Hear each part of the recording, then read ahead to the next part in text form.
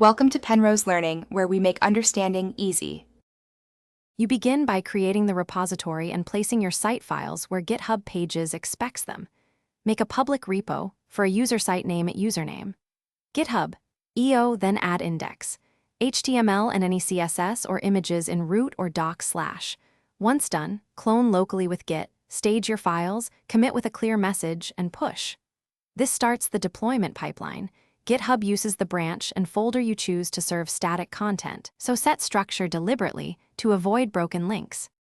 Next, configure how GitHub will build and serve your site.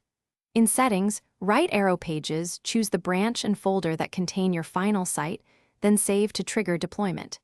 If you use a static site generator, add a GitHub Actions workflow that builds to the chosen folder on push.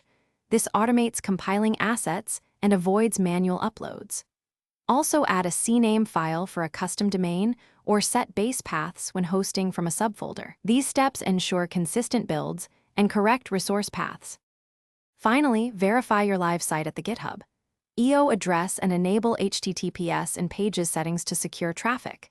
If you use a custom domain, update DNS and CNAME records and wait for propagation. Make sure GitHub's certificate is issued before forcing HTTPS. If something goes wrong, check the common causes. The selected branch or folder might be wrong index.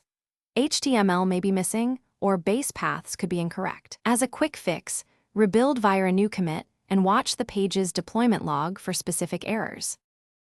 Thanks for watching. If this was helpful, leave a like and consider subscribing. See you next time.